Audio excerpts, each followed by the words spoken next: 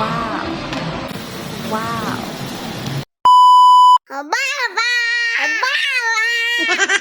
Napakommute nga kami ngayong araw na to dahil nga sobrang hirap ng parkingan kapag sa simbahan. Diyos ko, talagang lalakarin mo hanggang dulo kapag nagparking ka dun sa may simbahan. Kaya naman nag-commute na lang kami para naman mabilis ang buhay, nakshuta. Kaya naman samahan nyo kami ngayong araw na to para naman magsimba. Dahil gusto ko nga araw-araw nyo din akong nakakasama.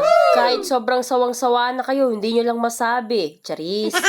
Medyo kabado na nga ako ng mga part na yan dahil nga nakakita na naman ng cha-cha ako ng kung ano-ano. Ilang oras nga ay natapos din yung misa kaya naman lumabas na rin kami agad ng dada. O loko, pati ang cha-cha talaga naman hindi nakapagpigil. Kaya naman ang ending, nabilhan na naman siya ng mga balloons na yan. Talagang bibilhan mo na nga lang din siya para hindi nga siya mag-iyak sa loob ng simbahan. Ipikit mo na lang dahil sobrang mahal din yan.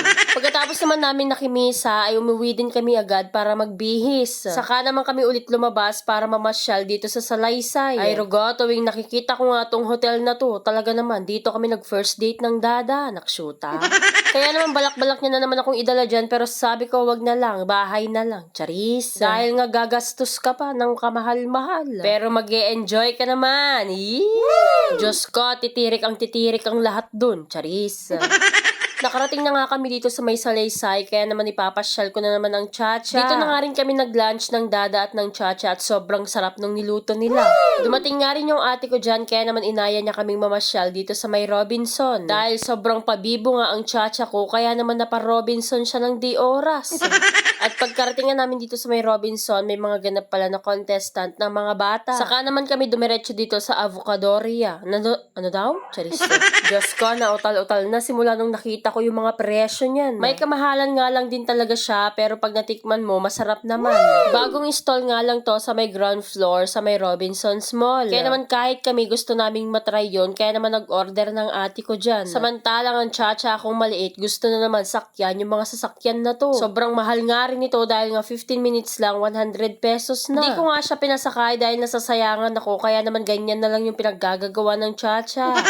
Habang nag-aantay nga kami sa inorder ng ate ko, prepare na nga, nilagyan na rin ng chocolate at yung ice cream na plain. Bali, ang inorder nga ng ate ko dyan yung plain at yung may mga kurkurantong na toppings. At nung na-okay na nga yung first order namin, ito na yung pangalawang inorder ng ate ko.